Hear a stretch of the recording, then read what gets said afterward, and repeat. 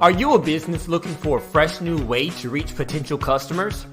Well, you need to get airtime on IT TV, a 24/7 streaming and on-demand TV service online and on Roku. With Roku having a potential reach of 62 million people, it's a perfect opportunity to reach potential customers through affordable commercial and infomercial spots. Visit us online today at itnetwork.tv. Good morning, and thank you for joining us on another episode of the Roundtable Talk Show. I am your host, Sharifah Hardie, and we have an incredible show for you today. We're going to meet some new friends. I don't think we have returning friends today. Everyone is new, but that means we get to learn, we get to laugh. But guess what? Your friends are not going to have this information unless you go ahead and share the show with them. And like I always say, friends don't let friends miss out on the Roundtable Talk Show. So while you're going ahead and sharing the show with your friends, I'm going to go ahead and do my job and share and introduce Miss Cathy Nesbitt. Cathy is a worm advocate and founder of Cathy's Crawly Composters. This environmental business specializes in vermicomposting. Laughter Wellness is her latest offering. Simple solutions for today's challenges: worm composting, sprout growing, and laughter yoga. Good morning, Cathy. How are you? Good morning, Sharifah. I'm doing great. I'm excited to be here. I am excited to have you and to learn more about you. So tell us who you are, what you do, and what you're passionate about. So many things. Like most entrepreneurs, many hats. My working title is Cathy Crawly, Laughing Bean Queen. Worms for amending the soil, sprouts for eating, laughter for overall health and wellness. Simple solutions for today's challenges. So I'm excited to. I think this format is really, really cool, Sharifah. I think you've got a gold mine here. Thank you. I want to keep that in mind. I'm gonna tell my banker. Okay. I'm going to come back to you, Cathy. You're welcome. I want to go ahead and introduce our next guest, Mr. Malcolm Teasdale. Malcolm is a successful entrepreneur who created a technology startup and sold it to a major corporation 15 years later. With 150 employees, offices in 4 countries, presence in 80 countries, and most importantly, much sought after intellectual property. Good morning, Malcolm. How are you? Good morning. Thank you for having me. I am very well, thank you. Tell us about yourself, Malcolm. Well, thank you. Yes, I'm Malcolm Teasdale, and I'm from Destin, Florida, although I'm originally from Coventry, England. And my career, well, I retired early back in 2013, but I was in the technology business pretty much all my life. And it was back in 1998, I had another couple of companies before that, but created a startup company in 1998. And we came to realize we could do business internationally, and that's what we did. And we expanded our business. We built some software that was probably a little bit better than what our existing company was doing at the time, the ones we worked for. That's why we started up on our own. So suffice to say, we started our own business, and we did well in North America, and then we expanded overseas, and we grew to a sizable, 150 people at the end of the day, but we had presence in a lot of countries. So suffice to say, with the intellectual property or the software code and the skill set of our employees, we were a target for acquisition, and we turned it down a few times, but eventually that's what happened. And myself and my partner, we retired early, but retiring early doesn't mean it's a great thing, because you have to have something to do. So what I've been doing for the last few years is doing public speaking engagements on cruise ships, teaching about foreign cultures, business, and geography and history of various places around the world, because I travel extensively. Been to 108 countries to date. So I still travel extensively, and that's what I love doing. I'm a travel addict. Absolutely. We love it. We're going to hear more, but let me go ahead and introduce our very next guest, Miss Anika Rashaun. Anika is the CEO and founder of Lifestyle Brand AskAnika. Anika is a professional matchmaker and dating coach. Ooh, Anika, talk to us. Tell us a little bit about yourself. Are you with us, Anika? Okay, so we might have to come back to Anika. think we lost Anika. There's me. Hey, me. How you doing? We're going to go ahead and introduce our very next guest, Miss Praise Jackson. Praise is the founder and CEO of Elements of Delight, a brand and image consulting agency. She works with a national roster of individuals, businesses, and nonprofits. Good morning, Praise. How are you? Good morning, Sharifah. How are you? I'm so honored to be a part of the Roundtable Talk today. And of course, I started my company 7 years ago, and I'm so thankful to have the opportunity to work with an amazing roster of clients, businesses, individuals, and nonprofits, both on the branding side and also on the image side. When we speak of image, some people think of what that looks like from your the way your brand presents, but it's a lot of more about what you look like. For example, your wardrobe, your style organization, how you present in that way. And so, of course, my clients are so grateful to be able to work with me and my team of 7. And we obviously are nationwide. So, of course, we provide the services not just here in Atlanta where I'm based, but we work with clients throughout the U.S. Of course, again, thank you so much for the opportunity to share today. I'm looking forward to this conversation. Absolutely. What is that picture you have back there? So that actually is an amazing picture that a dear friend actually painted of my logo. So it states Elements of Delight, which is, of course, my company's name. And I'm so honored to have it as a part of the backdrop for me today. I love it. You see, I can get easily distracted. I was distracted by the picture. Yes, of course. No worries. I'm going to come back to you, but let's see. Do we have Miss Anika? Anika, tell us about yourself. Hi, Sharifah. So happy to be here today. My name is Anika. I am a date coach and a professional matchmaker. I work for 3 Day Rule as a professional matchmaker, and I work for AskAnika, which is my own company that I've created as a date coach. I've been in the business for about 5 years.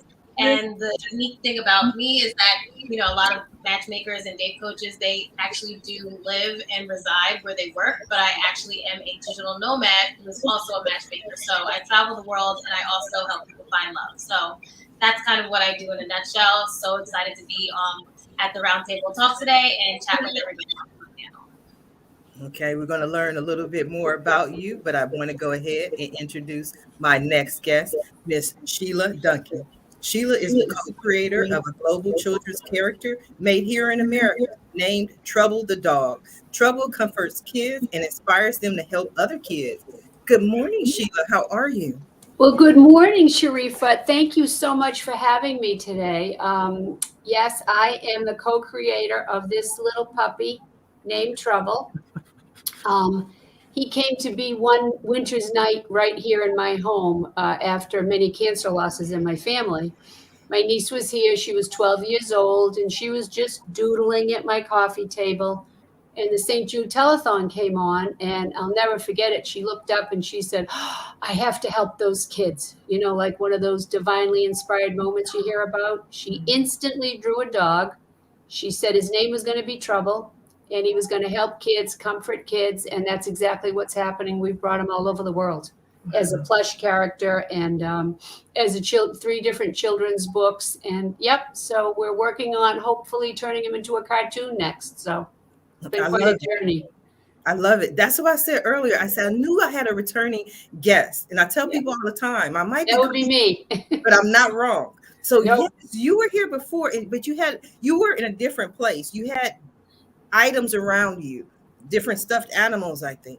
Just Trouble. And yes, I think it was a show that you weren't able to be on at the time. Right. And it was great. The girl who led the show did a wonderful job. But that's why, yes, I am a returning guest. Yes. Yes, because we spoke so much prior to the show. Yes, I actually watched that show on an airplane. I had to fly out to Seattle at the last minute. I said, I knew you looked familiar. Right. Yeah. Wonderful. We're gonna have a lot of fun today. I see. I'm gonna go over to Praise for a minute. Praise, I want to talk to you because you're a branding expert. And so often small business owners, that's what they don't know how to do. They don't know how to brand themselves, how to differentiate themselves in the market. Are there any tips that you can offer them Well, I'll start out by saying, first of all, there's no one way or cookie cutter way to be able to create the right type of brand strategic plan for your business. And a lot of times people tend to read information online and then they try to copy that to transfer into what they think works best for them. Every business that I have worked with, every individual, and definitely every nonprofit has their own special story.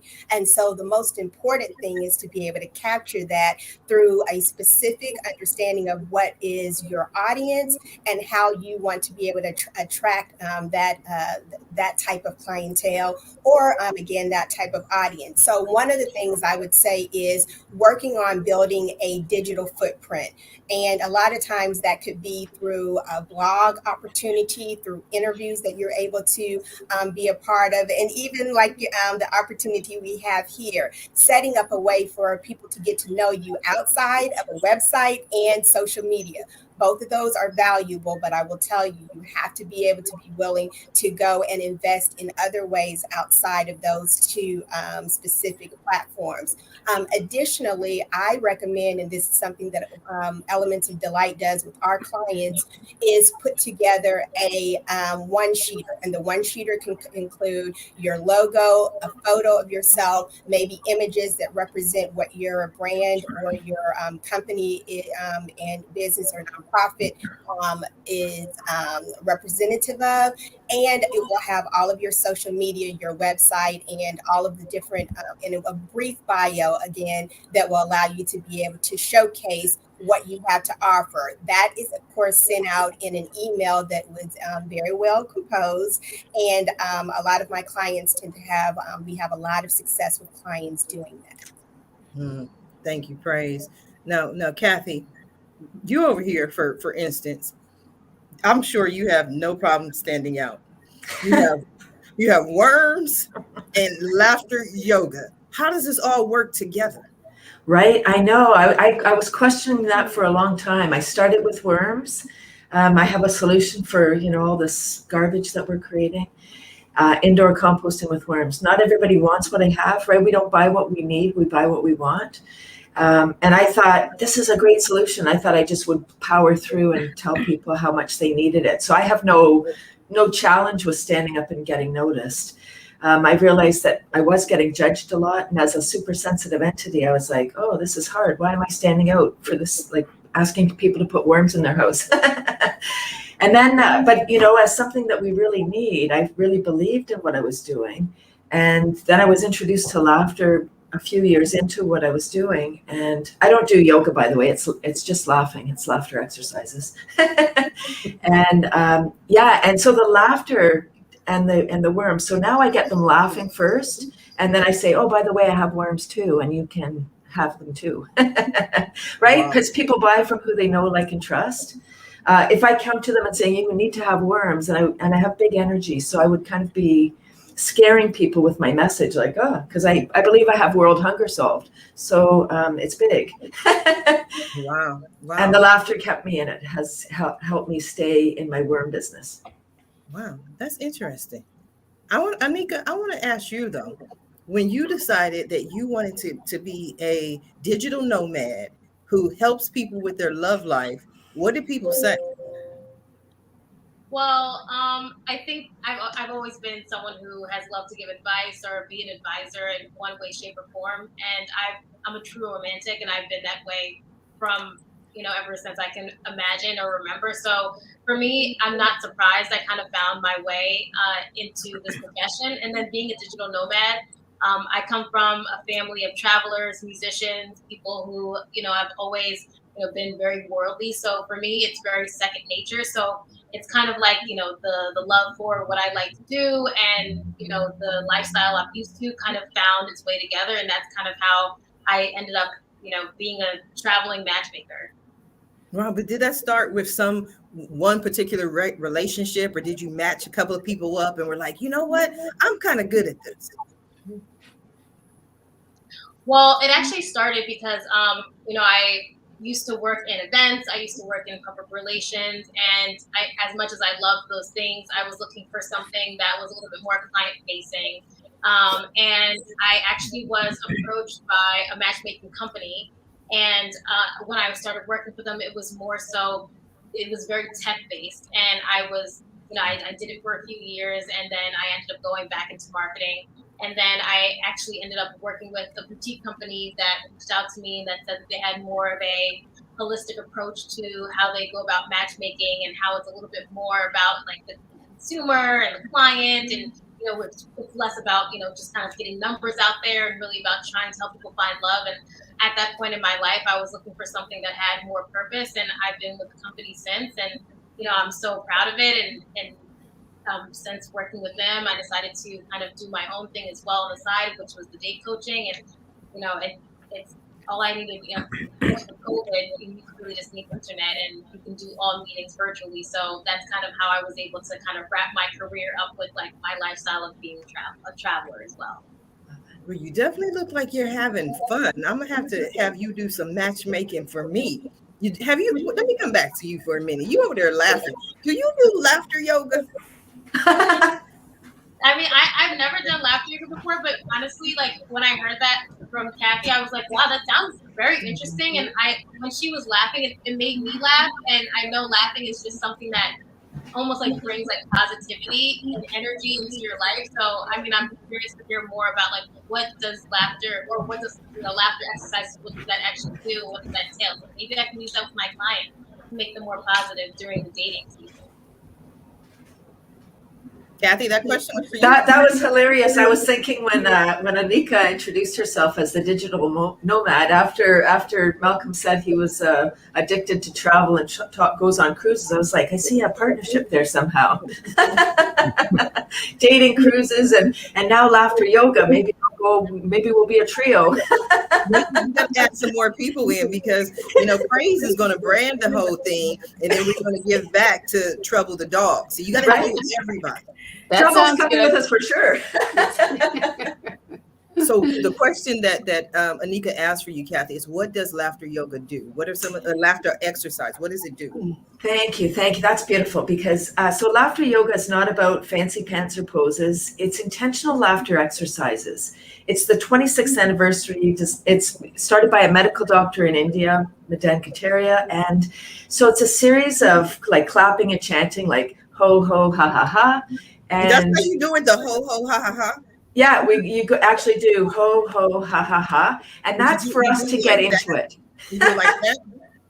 Pardon me? You do it like that? You just go ho, ho, ha, ha, ha? Ho, ho, ha, ha, ha. To get into it, like just for the starter. Look like you're laughing to me, Cathy. I need a demonstration. I'm a very visual person. Yeah, so you start just, you would have a group, and we would be standing in a circle if we were in person. Now we're doing it online. And you start maybe by warming up just to get people into it. So, and it's deep diaphragmatic breathing. So once we're into it, then the leader leads you through some games, deep diaphragmatic breathing and laughing and chanting. So we would do like cell phone laughter. So we would take out our cell phone and we pretend like somebody's telling us a funny story. And we're all doing this. So we're all holding ours. And because the mind doesn't know the difference between real and simulated laughter. When you're laughing or you're smiling, you're sending a note to your brain, I must be happy. And your body's like, pew, pew, pew, all the love drugs are secreting, versus cortisol when we're stressed. So it just kind of is a little trickery. We can laugh for the health of it. We don't need jokes or comedy. It's just deciding to laugh. 10 to 15 minutes of sustained belly laughter is equivalent to 300 sit-ups. Oh, I may have to start laughing again, but I like the whole love drug thing. Anika, you're going to take that, right? Oh, the love drug, I forget. Yay! Oh, there's a partnership. We're going to partner. I'll talk to you. And actually what I've heard is that you live longer when you laugh. So there's definitely some scientific basis for that as well. Laughter's the best medicine. Yep. Laughter heals. Malcolm, we didn't add you into this partnership. We threw you in there, Malcolm. Sorry, Sharifah, could you repeat that, please? I said, we threw you into this partnership. We're going to all go on the cruise lines with you and do laughter yoga and find some relationships and save Trouble the dog. You with us? Yes, I am. There's a bit of audio cutting out on me here, Sharifah. I'm sorry. You mentioned something about the cruise ships there, did you? You're a speaker on cruise ships. No. Keep up, Malcolm. Sharifah, if you don't mind, could you just ask that question again, please? I do not mind at all. So what I said was, are you able to hear me now? Yes, I can. Okay, so we added you to our group, right? We started a new clique. Okay. Are you going to go on the cruise ships with us? Oh, you're about the cruise ships, yeah, absolutely, yes. I'm just fortunate to be able to get on the cruise ships. All are welcome, of course, and yeah, hopefully I'm answering the question correctly here from what you asked. It was a bit blurry there, but the fact I do this, I've been invited on these cruise ships, is substantial. I like learning something new every day of my life. So that's why I travel to far off distant lands to do that. But I'm able to get on cruise ships and talk to people about things like this, history, geography, and the cultures of foreign lands. And it always turns out to be a great discussion. All right. It's easy for us to say, we in America live in the best country in the world. Yeah, I've heard that many times, but begs the question of why, and you don't get an answer. But there's many places in the world that probably do things a little better than we do here. And it's good to know why they do. And so every day I learn something new. And what I do on the cruise ships is tend to put that information out to the general public, supported by facts, by the way. And it becomes another educational process. In turn, I'm learning something new every day myself. That's how I conduct my life today, which is very fulfilling. So the story continues. Yes, you answered the question. Sheila? You with us? Well, I'm with you because, I love the fact that you want to give back to Trouble the dog because, you know what's happening these days with Trouble? I'll tell you a quick little story. So I'm connected to a little boy. He was 9 when I met him. He's 10 now. And his story's on our website. And he was adopted from foster care. And he had a horrible start in life. And to make a really long story short, he gets such comfort from Trouble the dog, who he was given to when he was in a foster home, that he's made it his mission, his life's mission, this little kid, to pay it forward and deliver Trouble to kids that are going through tough times like him. And I think he's at 250 Trouble dogs right now. So I love the fact that you guys are going to want to cruise and then give back to Trouble the dog. That works for me. It does. So what does it take to increase the number from 250? All it takes, we've got we actually have a new website that's going to be launching, I think, tomorrow morning. And all it takes is to go on the Trouble the Dog site and go to the portal, to deliver Trouble to a foster child. And we pay the tax, we make the delivery, we have a special price, and that's all it takes. All it is a click of a button, and we do the rest. Do we get a photo? Yes. You mean now? No. I mean of the delivery. Oh, sure. Oh, yeah. We always post on our social media of making the deliveries. Yeah. But we make them in bulk. There are so many kids that are in foster care, that are homeless. It's almost breathtaking. And so we deliver like 25 dogs, 50 dogs. We're going to be making a delivery of 40 dogs to a homeless shelter and 40 dogs to a place called the Children's Room, which helps children going through grief. So yeah, there's a huge need. And then also, grandparents will buy Trouble for their grandchild just because he's made in America. So I'm busy back here. So thank you. Thank you for taking the time to meet with us. Thank you. It's very enjoyable for me. Thank you. I'm glad. Now, Anika, we heard the Made in America. We heard, people like myself say there's no place like home. But where are you right now? So, yes, there is no place like home, but my home is in a country that I was not born in. So I'm in Thailand. I'm in Chiang Mai, Thailand right now. I have lived here before.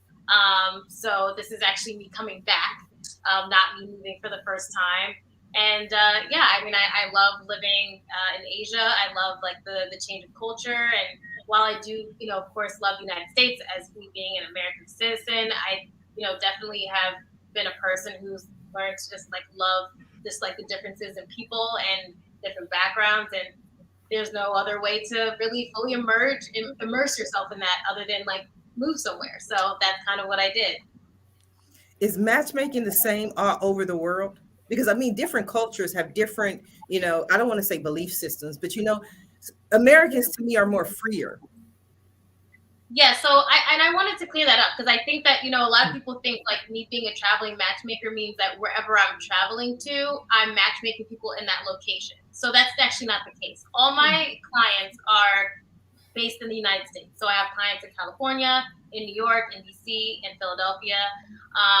And, while I do date coaching anywhere in the world, that's different than my actual matchmaking. So matchmaking is actually me vetting people and pushing them to actually go on a physical date. So that all happens in the United States. But whether someone's going through a breakup or they're, like they need breakup therapy, that's kind of like my specialty, or self-confidence building. That's something that can be done, with clients all over the world. Wow. I have a question for Anika. So in regards to when you're working with someone to matchmake, are there criteria that you look at? What does that look like for your clients?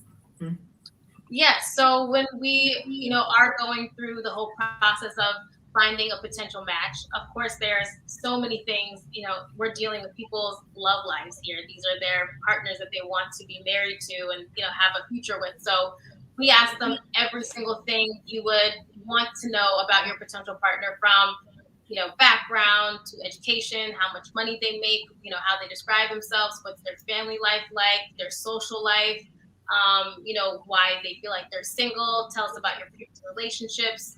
Where do you stand politically? Are you X? Are you not X? What are your thoughts on that? We cross every barrier, because realistically, if you are meeting someone and you do go on a first date, you don't want to say, how many kids do you want? And, when are you thinking about getting married? But you also don't want to waste your time. So our job is to basically cut through all of that so that the only thing you need to worry about when you go on that date is their chemistry. And so our job is to set you up for success. And that's kind of what we do through our process. So we have like a whole vetting process that usually lasts about an hour, kind of getting to the nitty gritty of like why people are who they are in their relationships and what they really are looking for. And is that something that would really work for them? And then of course we use our own judgment and our own expertise to move forward with that decision or not. I've got a question for Anika also, if you don't mind. Anika, you're in Chiang Mai. I'm very familiar with Chiang Mai. Like yourself, I'm a big fan of Asia. I also lived in Singapore during the time of 2007 and 2008 when there was an economic downturn. One of the reasons I moved there was to try and escalate business in that area. And it was quite interesting and it was quite successful, meaning that just because things are not too good at home, it doesn't mean they're bad everywhere else. So Singapore struck me as one of these places. It's very sophisticated, it's affluent, no crime, spotlessly clean, and extremely livable. What was your views on Singapore? That's interesting. So I actually really only have been through Singapore through transit. I've actually never lived. The only place I've lived in Asia abroad has been Vietnam, because I was stuck there during the pandemic. And Thailand, of course, and then also Indonesia. So I've never been to Singapore for like a long period of time. Okay. But I would definitely have to say, just in terms of, like living and lifestyle, I did come out here because, I am in the process of writing a book, and I want to be in a place where I feel creatively charged, but that I could also, live in a way that I feel like I can get all the things I want to get while I'm on this journey of creativity. So yes, it is cheaper to live in Thailand, of course, opposed to living in New York City, which is where I'm actually from. So that's definitely, a check mark, on my book. $1,900 for a small shoebox apartment all the way in Harlem versus, you getting a house for the same price in Thailand. Yeah. Well, you're in a fine place right now anyway.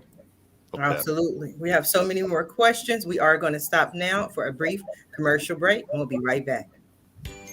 You need jordansrooter.com. Get free estimates, 24-hour service, special discounts for seniors and veterans. That's jordansrooter.com. Have a home repair or some remodeling you need done? No problem. We can handle all that too. Give us a call today at 800-300-0358. At Jordan's Rooter, we take pride in our work and always make sure to get the job done right the first time. That's jordansrooter.com. We want to be your Mr. Fix-It. I've had this problem. Big problem. I really needed A good business consultant. And I kept searching and searching. There are so many choices. It's really hard to find one that has all the things on my list. But I finally did it. Yes. Thank you. If you are looking for one as well, look no further. Here's a really good one. Just use mine. Use mine. I'm very satisfied. Definitely recommend. Problem gone. Thank you.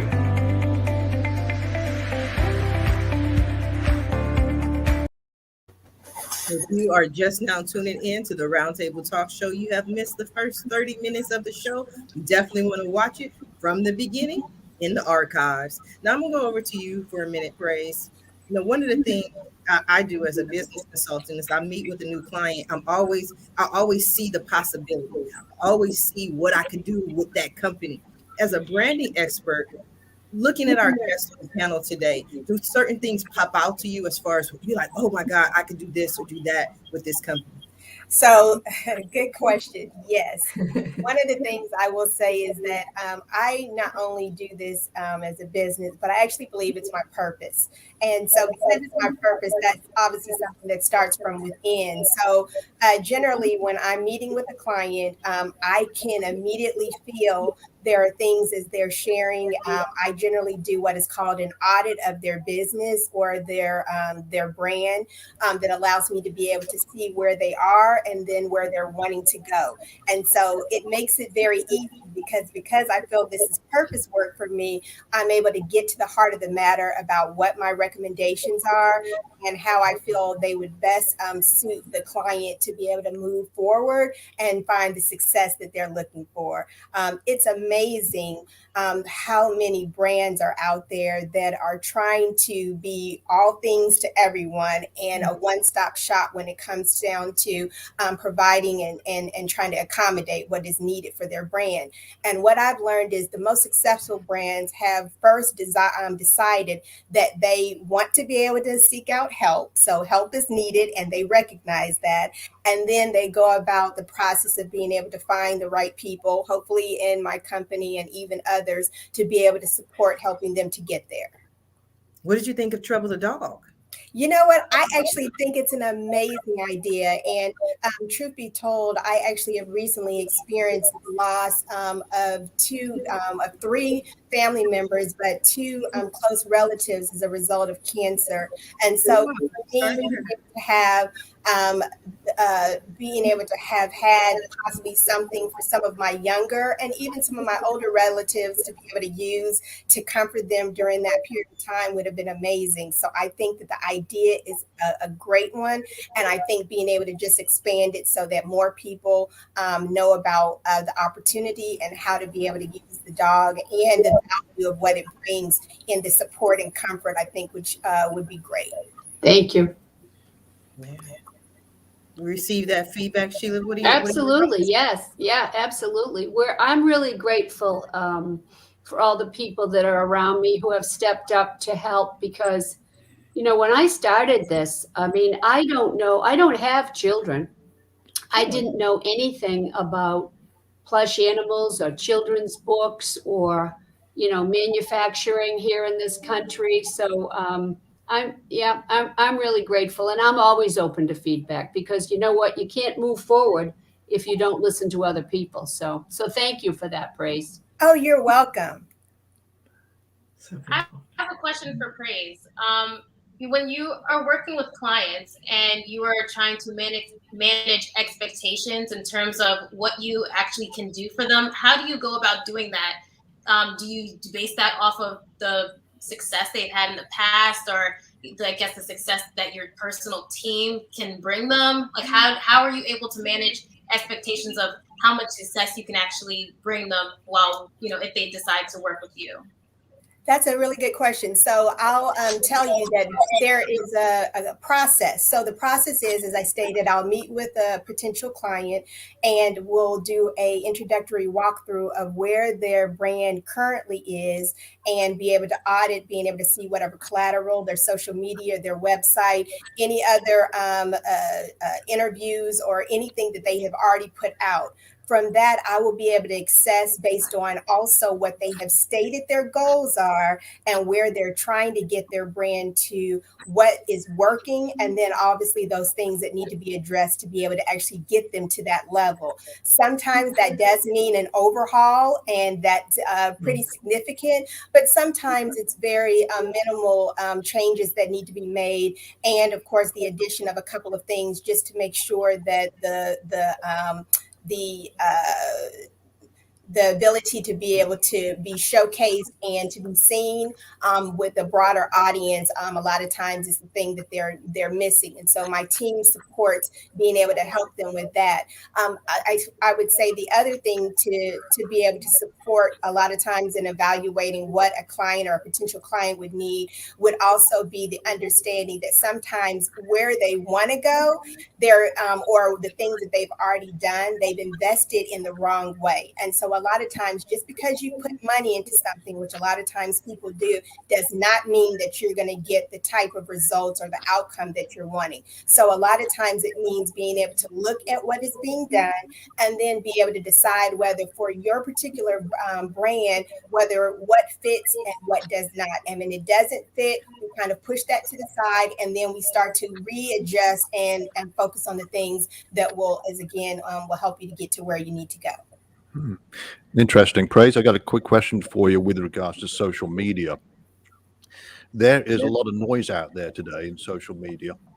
And what do you see as the best social media interface to use today? I think LinkedIn is probably the best for the likes of me, but what do you see as the best form of social media outlet for people who are trying to boost their business or create an image? Well, it just depends on the brand. So I'll be honest, there are brands that it serves more beneficial for them to incorporate LinkedIn, of course, which is a more business and more front-facing professional social media platform. Whereas there's also Instagram, there's Facebook, and even the consideration of Twitter and TikTok, which can be extremely valuable, specifically TikTok, because it does allow, like Instagram now, the ability to do video. Video is one of the most valuable types of ways to be able to get your message out there. And the more that you incorporate those videos with any other posting content that you put out, there tends to be a higher result and a higher response to most brands. So in answering your question, it really just depends on the brand. And again, as I stated, there's no one cookie cutter way to be able to approach individual brand. It's more about the specific needs and the audience that particular brand is trying to attract. Okay. Excellent. So Praise, my question is for you. You speak with the business owner. What if you have someone who does worms and laughter, but the real goal is to heal the world? What would you say to this person? I'm just making this person up, hypothetically speaking. Well, ultimately, truth be told, a person is behind every brand. So when we start to look at branding, ultimately, you're not really looking at a company structure. You're really looking at people.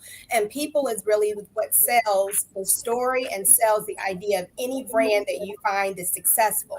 So my encouragement would be that, of course, if we're speaking of Cathy and the amazing work that she does, I would definitely recommend that as often as she can, being able to incorporate her smiling and her laughing into some videos to be able to help people to understand in a more audible way what her message is and that to be able to be disseminated so more people can be able to heal from the healthy ways that come with being able to incorporate more laughter. That would definitely be one of the things that I would say. I would also say testimonies or testimonials of some of the work that she's done with some of her current or past clients would be another very valuable tool that will help to be able to show the type of work that she's done and how it has been very valuable and instrumental in helping, those that she's currently worked with, if she's also trying to gain more.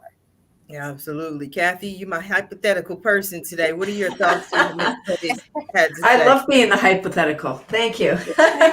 Thank you for your comments, Praise. I appreciate it. And actually, I would love to address Malcolm's question about which platform. It really does depend on what your outcome is. At the beginning, just for your information, and all those listening, I don't have a cell phone, but I still am able to function. I'm not able to be on Instagram because I don't have a cell phone. But at the beginning of my business, I needed to get the message out. So I chose media as my marketing strategy.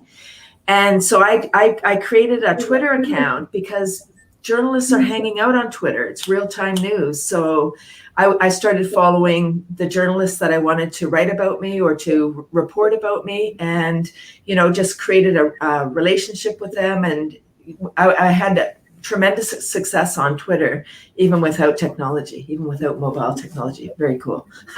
Part of my story, I think. One of the things I find interesting about you, Kathy, after every statement you laugh, like you just laugh at everything. I think that's beautiful. But what we are not going to do, Miss Kathy, is gloss over this. You do not have a cell phone. Let's go back to you do not have a cell phone. What does that even mean? How do people, you have a landline then? I have a landline. I'm attached with the cord, they have to unwind every now and then. Okay. So was this just during the pandemic or? No, never. This is, it's part of my brand. So part of talk about branding. I'm really a rabid environmentalist. Rabid sounds bad, but I'm a very enthusiastic environmentalist. And I don't need to, one season I was doing a cable show, and every month I would do an environmental issue. And one month was cell phones. And I discovered that this was 2009, before all the smart things. 500,000 cell phones were discarded daily in the US every day. Daily, that's daily. And I was like, I don't need to be another one. And everyone has a cell phone. So it's just part of my brand. And I think about how much money I've saved, how free I am. I'm more connected than most because I do have a laptop. I have a landline. So how do you connect with me? You leave a message or you send me an email. Wow. And I found it interesting, Sharifah, when Kathy reached out to me, even through LinkedIn, she actually started her message out with "ha," which threw me off just at first because I had not read her brand to understand what that really meant. But now I can appreciate it. So again, thank you, Kathy, for reaching out. And I certainly, I can say that I commend you for being able to be at this point not having a cell phone. That's absolutely amazing. I'm not sure that people could start now. I'm really not sure that people could start now. Like young people are born with the cell phone in their hand. I'm 59 and I started my business 20 years ago. So at that time I had to build, by a different way. And now I just think that it's part of my brand, and I really am not interested in being connected. I have an addictive personality, and I think if I got one of those things, I'd just be like everyone else. Wow. At least you will not suffer from one major problem, is the big question of where on earth did I put my iPhone? How many? I never asked that. All of us, we look around, where do we put the iPhone? At least with a landline, it's stuck on the wall somewhere, right? Just saying. Well, that's the benefit. Right. I'm kind of jealous of Kathy that, her brand is basically not having a cell phone. I feel like my brand is being on my cell phone and always making sure that I'm posting something really glamorous or, really glamorous travel picture or whatever the case may be. And it's interesting because I definitely feel like what I've struggled with branding wise is separating me from my personal brand because I don't have an actual item or product. It's more of a service and it's who I am. So I think that there was definitely a time where I was trying to find the balance between, I guess, my brand as a service and then my brand of who I am and how to balance the two. So I'm curious if anyone else in this group have ever had that issue when you're trying to almost sell yourself as a person as well as a brand. Well, I'll tell you that at least from a professional standpoint, one of the things that I have found is that especially when you are, again, your brand and you provide a service, there's definitely a little bit of overlap. And the reality is you're both, you're your brand and you provide the service. So of course, that's what you're being able to showcase when you have your social media. One way to do, I feel, is a recommended way to be able to accommodate that, especially from a social media standpoint, is choosing a platform that will be able to accommodate it a little bit more, with possibly using other platforms to be more specific to one of the areas over the other. So I'll use an example. If you tend to find that a lot of your clients that you have found success, or your targeted audience is on Instagram, and you feel like you want to be able to capture both the professional side of you and your personal, I would say strategically create a content calendar with the images and the captions that have a balance of your personal and your professional. That way, as you build out the calendar and the way that individuals look at your page, they're able to follow the story of you being able to combine both your professional and your business all in one platform. Yes, I think that's excellent advice. One of the things excellent question, Anika, because that happened to me when I ran for city council. On my personal Facebook, I love to have fun. I love to share memes. I love to talk mess, for lack of a better term. And as soon as people found out I was a candidate for city council, I started getting the inboxes saying, "You can't say that. You can't say that. You can't say that." And I'm like, I'm gonna say whatever I want to say. I'm gonna share what I want to share, because this is not something I would have put on my LinkedIn. This is not something I would have put on my Facebook page, which is my business, my public profile. These are the same conversations I've always had with the people who are my friends, my high school friends, people we've grown up for years, my family. So, but I made it very clear that this is the audience that I'm speaking to. So I definitely understand that problem, because my brand is Ask Sharifah, and my brand is a business brand. So when I start, acting up too much, the people will let you know. Have you had that experience where the people let you know what you're doing, Anika?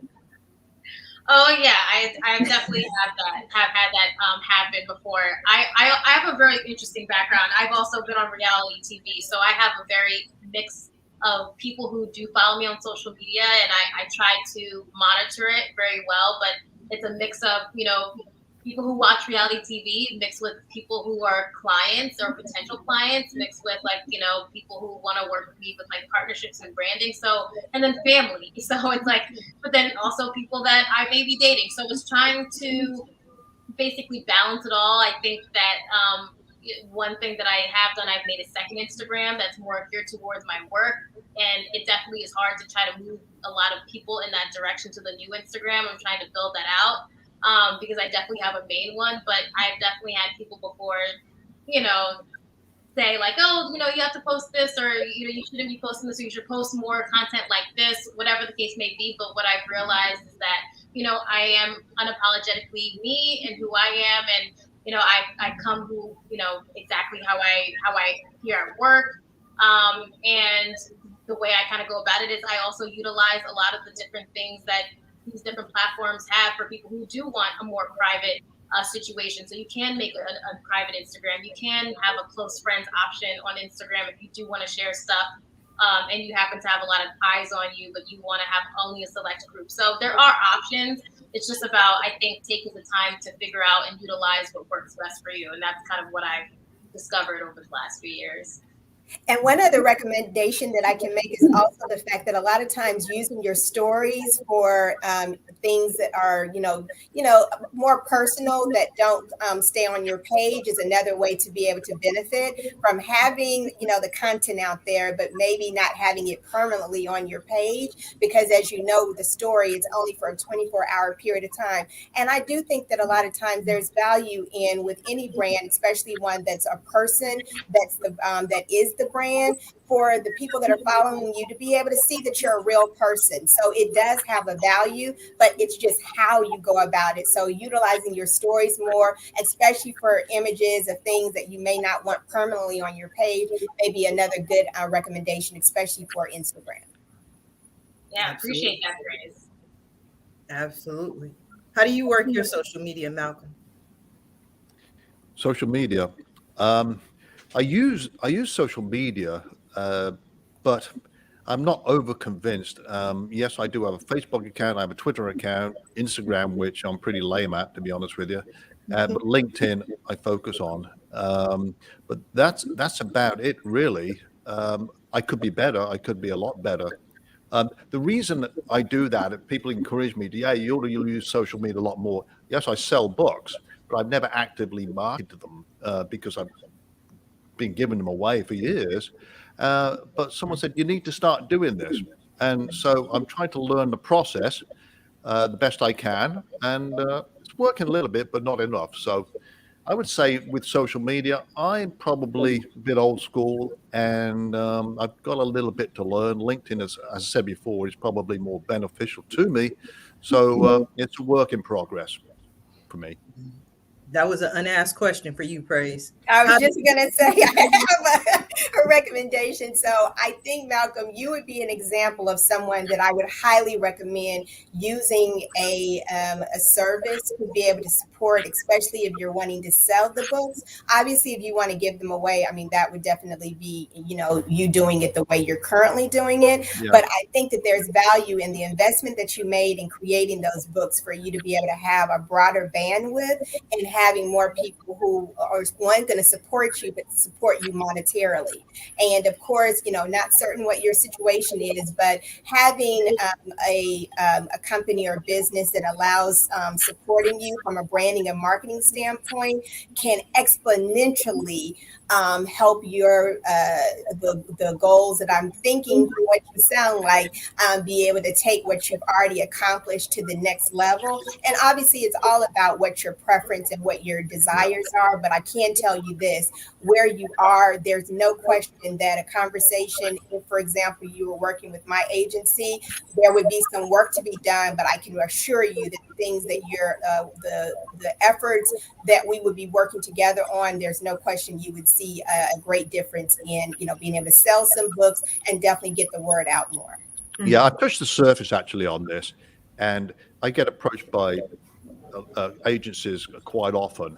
And when I dig a little bit deeper, they don't really sound sincere about it. And of course, there's so many scammers out there right now because we've seen it, but it's a struggle to trust a company, which ultimately are sort of, well, we want their money. And I don't have to do this with the books, but I would like to. And I've got this thing in my head now. So I really would like to find out the best way to do this.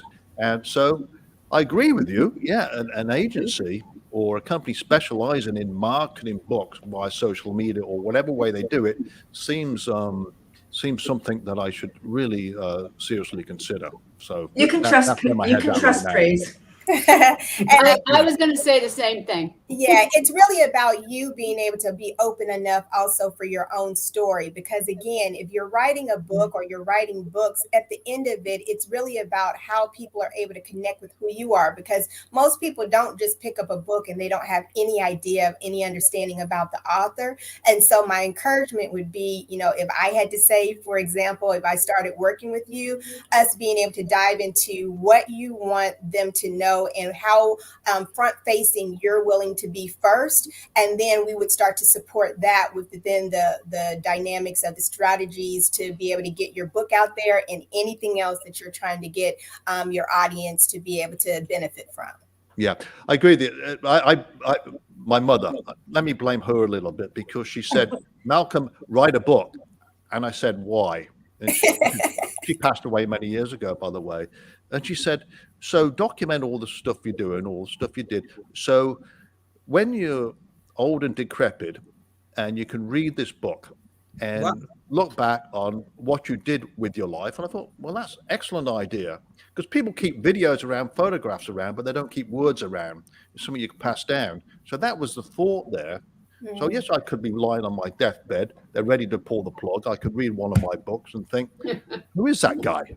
Oh, it's me. That was my thought. So my mum put the seed in my head, and then I took it a little bit further. So yes, I've written 5 books, and that's where I'm at today. I need to do more to promote that. Indeed. You got to love moms. Moms are absolutely the best.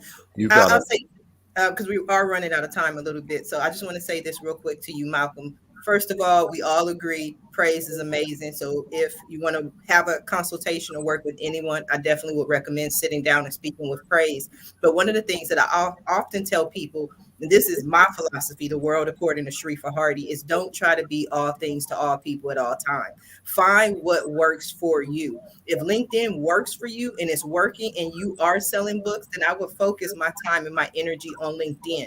I have quit LinkedIn so many times. Like right now, I don't have a LinkedIn account. I don't have a Twitter account, but that's because I have more business than I can handle. I have to turn away clients because they're only 24 hours in a day. Some people really work well with Instagram. Instagram is based on photos and pictures. If you're not really into photos and pictures, Instagram may not be your platform.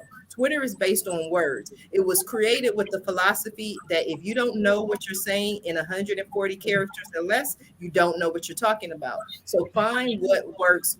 That's the whole premise of Twitter. Really, it is. It is. Yeah.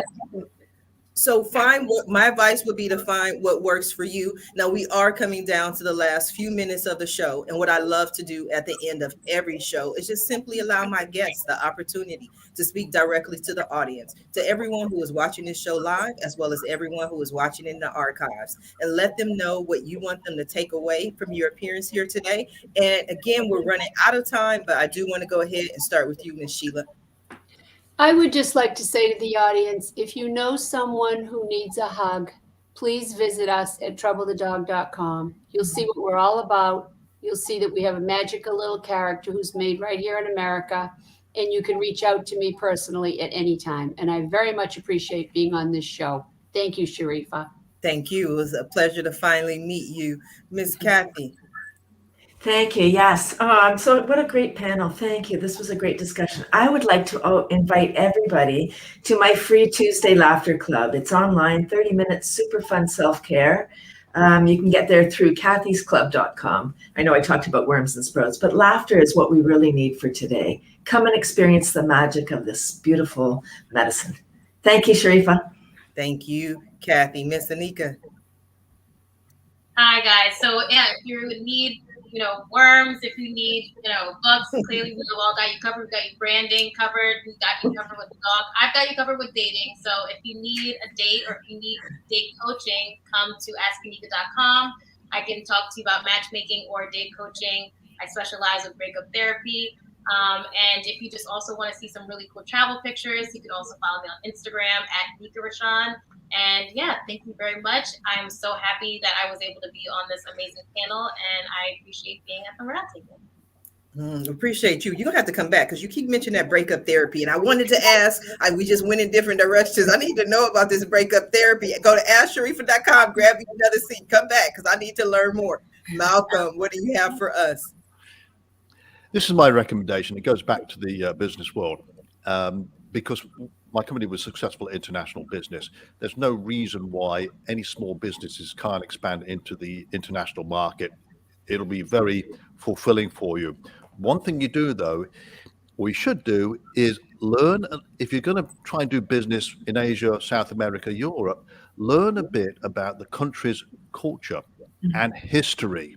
So when you engage in conversation, to bring up historical things or cultural things will help. That will cement a good relationship. It's all built around trust. And when you do business internationally, they've sort of got to trust you and they want to become your friends.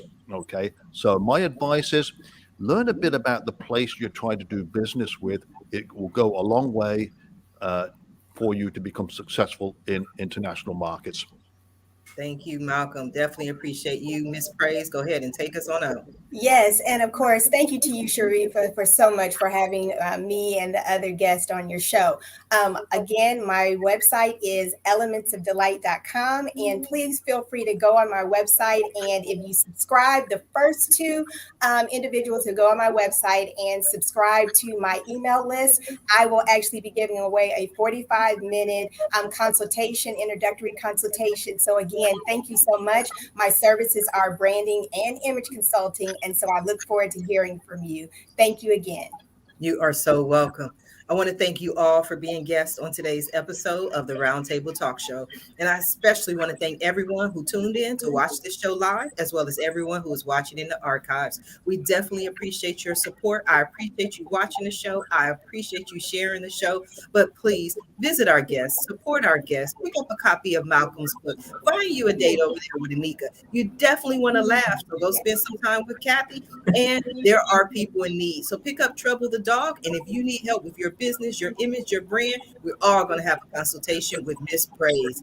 Their website links are in the description. Follow them on social media, reach out to them, send them a message. And when you do, please let them know Sharifah Hardie says hi. Now, if you're interested in more ways that I can help your business, or maybe you want to be a guest on the Roundtable Talk Show, please visit my website at AskSharifah.com. Until tomorrow morning at 8 a.m. Pacific, everyone have a safe and a blessed day. Bye now.